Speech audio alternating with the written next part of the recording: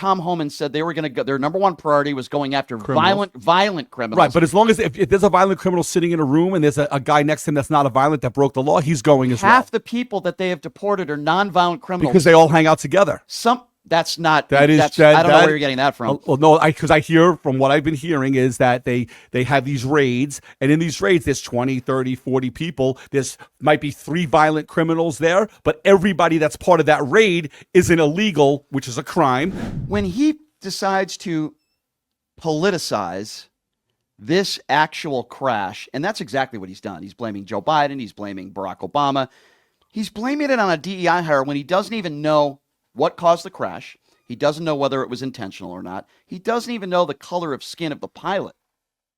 What goes through your mind when he does it? Because I think it's disgusting. Oh, so listen to me. I don't agree with just because you support somebody doesn't mean that you agree with every single thing that they do, say, come, or go, right?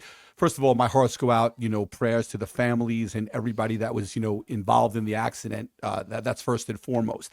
I don't agree with what he did. I don't agree. But because I don't agree with what he did today doesn't mean that I don't support him, right? At the end of the day, you could support people that you have disagreements with too, as well. No, that was the wrong way to go about it. Look, you can't talk about something until you do an investigation. But he does this all the time. He did it in New Orleans. He does say things that he all the doesn't time. say. But Anything bad that happens, he blames Democrats and Joe Biden. But saying something and implementing policy are two different things. All right, well, let's talk about that. You know what I mean? So to me, I don't agree with all of the things that he says in some of the rhetoric. What about January 6th insurrectionists, half of whom he pardoned, violent criminals, some of whom attacked police officers on January 6th? Are you okay with that? Because that's, I guess you could call that policy. It's pardons, right? He actually enacted that. Are you okay with that? I know you're the type of guy that always backs the blue. Absolutely. He pardoned people who assaulted police officers. Yeah, I don't agree with that. I agree with definitely there are people there that should have been pardoned wholeheartedly, 100%. Do I think the violent offenders should have been pardoned? No. So I don't agree. And once again, half of the pardons you disagree with. Well, I mean, if that's how it was, if whatever the percentage was, yes, I don't agree. I don't agree with that. Like I said, once again, there's going to be a lot of things that were done that you don't agree with, and there's going to be a lot of things that are done that you do agree with. Okay, you can't agree with every single thing that someone does. I understand that, but at the same time, he campaigned on we're going to lower inflation prices and we're going to lower the cost of prescription drugs, and then he signs an executive order doing the opposite of that. He signs an executive order where Joe Biden put into place Medicaid, Medicare, companies being able to work with pharmaceuticals to lower prescription drugs, and Donald Trump signs an executive order banning that from happening. Right now, gas prices are higher. He hasn't done anything to address inflation. Well, he's been in office a week. Yeah, but let's give it some time for these policies to be enacted. By his own words, he said he was going to end the war in Ukraine in 24 hours. He did say that. But listen to me. Once again, you say things that you anticipate that you want to get done. You're not going to get everything done that you say, but there are a lot of things that he's going to do, and over time, his policies will go into effect, which will take energy, which will take the energy, which will take food costs down, which will take prices down. What is he going to do? It's going to take time. What is he going to do? As far as what? Lowering the cost of food. Well, first thing is release energy. That's energy. Everything in this world relies on energy. Gas. Everything is shipped, flown, traveled. It's all done on energy. We had more energy produced under Joe Biden than any other president in the last 30 years. Yeah. If that's the argument, then Joe Biden is the king. I don't agree with that. There's different kinds of energy produced that has to do with leasing. I'm not an expert in energy, but at the end of the day, I know under Biden's presidency, at one point, I was paying $5 or $6 for gas. Okay. Gas was up all over the world. But I'm just letting you know, gas is now down to $3.50. Gas is up $1.30 since Donald Trump took office. I don't see that here in Vegas. Well, I don't see that. That seems kind of exuberant. That seems exuberant to me, especially when we don't feel it here in Vegas. I mean, it's been hovering around $3.50 for the last 6 months. Since the election was getting ready to go, gas prices fell tremendously around the election, and then they kind of been hovering around the same prices. So I haven't seen that. So you blame Joe Biden for that? No, I don't blame anybody for anything. I mean, okay. Because a lot of MAGA supporters blame Joe Biden for inflation and high gas prices, even though it was all over the world. And compared to all the other G7 countries throughout the world, we're number one. We had the lowest inflation. Inflation is the thing under is 3%. nothing's going to be solved overnight, right? We can come back on the show in 2 years from now, and if gas is $2.25 and mortgage rates are down to 4.25, and where everything's back to where they were, I can sit here and tell you, you see, his policies that he enacted worked. But we're talking, 10 days after he got into office. For 4 years, though, we've heard MAGA Republicans blame Joe Biden for their hangnail. And now all of a sudden, when he signs these weird executive orders, when he pardons all these violent criminals, when he blames DEI hires for a plane crash when they haven't even taken out all the dead bodies out of the water yet. And I understand in part what you're saying, but at the same time, they've been blasting Joe Biden for 4 years, and the first week and a half of Trump's administration has been an absolute disaster. We have maniacs that are cash. Well, I don't know about a disaster. We're starting to seal the border. They're starting to take people out of the country, criminals. I mean, that's not true. But that's what he campaigned. Why is that not true? He said that they were, and Tom Homan said they were going to go. Their number one priority was going after violent criminals. Right, but as long as if there's a violent criminal sitting in a room and there's a guy next to him that's not a violent that broke the law, he's going as well. Half the people that they have deported are nonviolent criminals because they all hang out together. That's not. I don't know where you're getting that from. Well, no, because I hear from what I've been hearing is that they have these raids, and in these raids, there's 20, 30, 40 people. There's might be 3 violent criminals there, but everybody that's part of that raid is an illegal, which is a crime, and they get deported as well because they're part and parcel of that raid. So that's what I've been hearing. I don't know that to be true, but what I do know is that over half the people that have been deported are nonviolent criminals, people that have lived in this country, some for decades, that pay their taxes. That other than not having the proper documentation, this is not the country that I don't know, fact, fiction. I haven't seen it yet. I haven't seen any of that Donald yet. Trump has given Tom Homan and ICE the authority to go into synagogues and churches and deport people. That is not the country that I want to live in. But if people are hiding there, if criminals are hiding in synagogues and churches because they are trying to evade being deported, they need to go. If they are someone that has lived in this country... Would you want a murderer hiding out in your church? I'm not talking about murderers. 99% of the country agree with you on that. Okay. That, yes, if you're a murderer or a violent criminal, I'm one of them. Right. You should... I'm not a violent criminal. But if you're one of those people, though, Brett, I agree with you. I don't want you in this country. Right. Democrats agree with that. But the overwhelming majority also agree that if you're a nonviolent criminal, someone that's lived in this country for decades, you have a wife here, you have kids that were born here, they're okay with splitting up those families. Well, you say Democrats agree with that. Was the Laken-Riley Act just signed? Did every single Democrat sign that? I'm glad you brought that up. Did they? I'm glad you brought that up. I'm just curious. I'm glad you brought that up. We had a 20-year-old woman, and I brought this up yesterday, who was murdered by an illegal, just as terrible, under the Trump administration. But Donald Trump didn't enact anything when he was president. He didn't even attempt to do that. What happened to Lincoln Riley was awful. Everybody would agree with that. But I don't have a problem necessarily with the Lincoln Riley Act. What I do have a problem with are those that use her name for political points. There were people that were murdered, sadly, in the same fashion under the Trump administration. Okay. Right, but my point is the illegals that have been into this country during the Trump administration versus the illegals that we hear now is night and day. Is night and day, and there are less people crossing the border illegally when Joe Biden took office than when Donald Trump left until office. He took office and signed all the executive orders, which basically said, "Come to America, our borders are open." But we can go back and forth and say, well, more people cross. Do you not agree that there's more people in this country illegally now than ever before? There's a lot of reasons for why that has happened. Criminals? Do you agree there's more criminals here than ever before?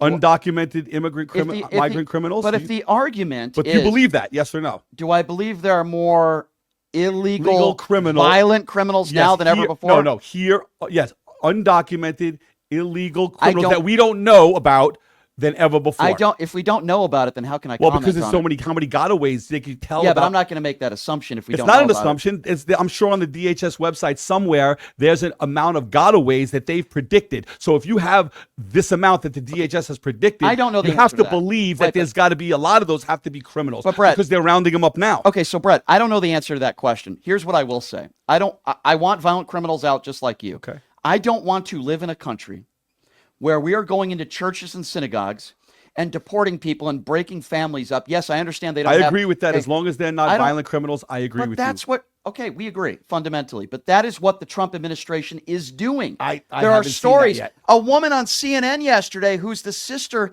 her brother's like 20 8 years old. He pays his taxes, and I spoke to a woman who called into this show this week.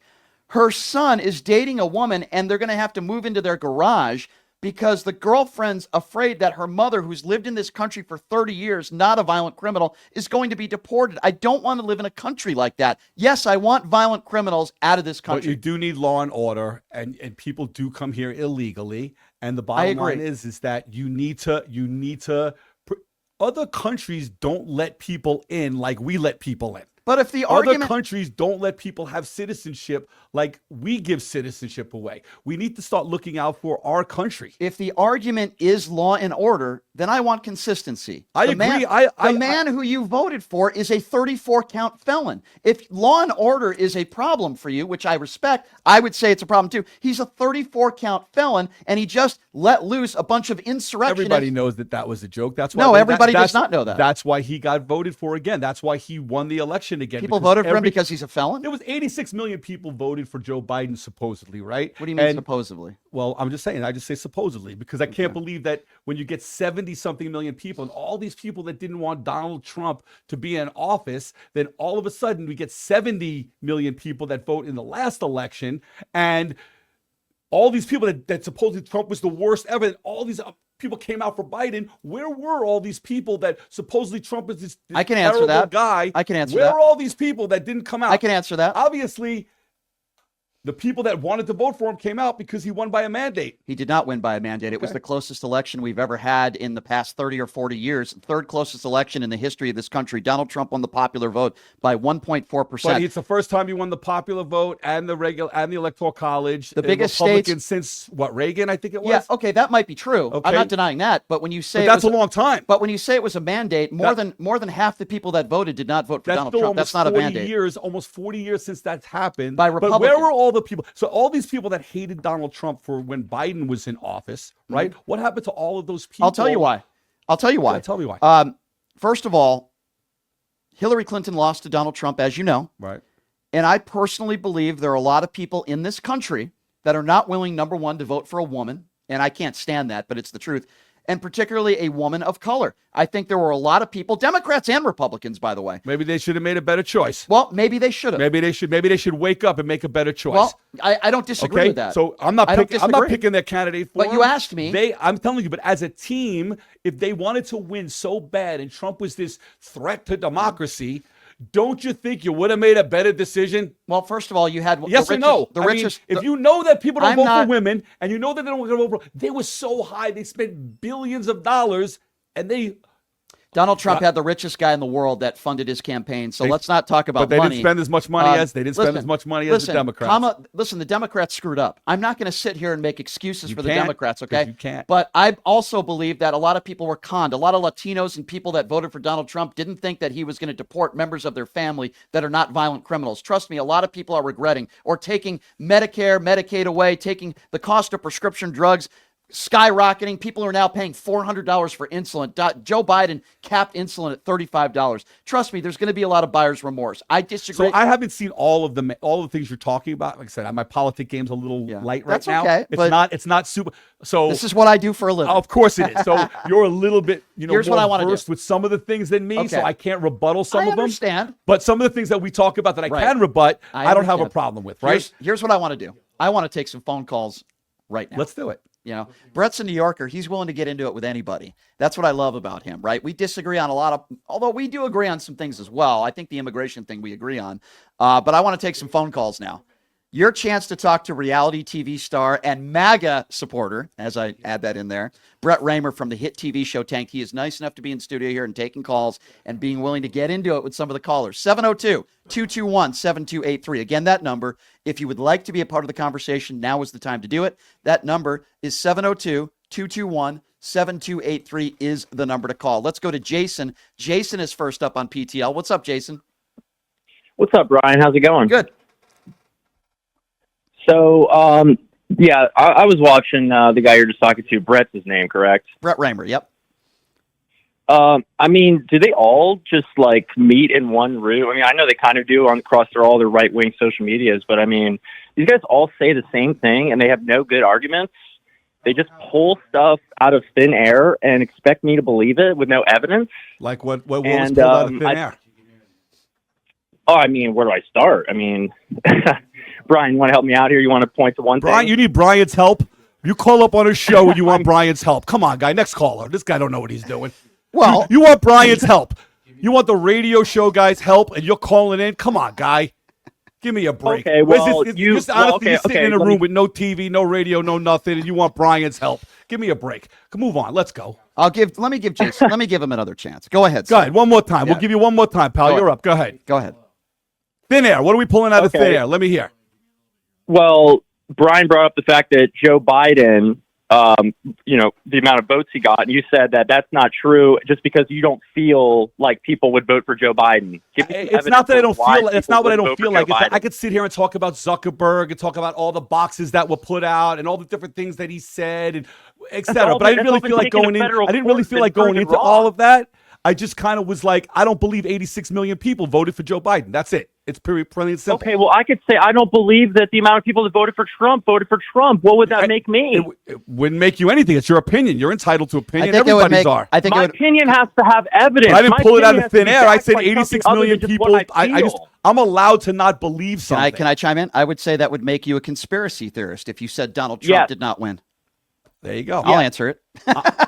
If I don't believe something, I'm entitled to not believe it. You It can doesn't say, matter. but I think what the caller's trying to say is you can say the Earth is flat, but that doesn't mean you're right. I'm just saying. But Correct. And Brian, it's so funny. This guy tried to boot me off the air just because I couldn't bring up the 10 freaking you wanted lies that Brian's he help. wanted You to call do a on the radio air. show and you wanted the host's help. Jason, I appreciate your call. I think I understand what you're getting to. Take We're care, off to pal. we're off to a good start.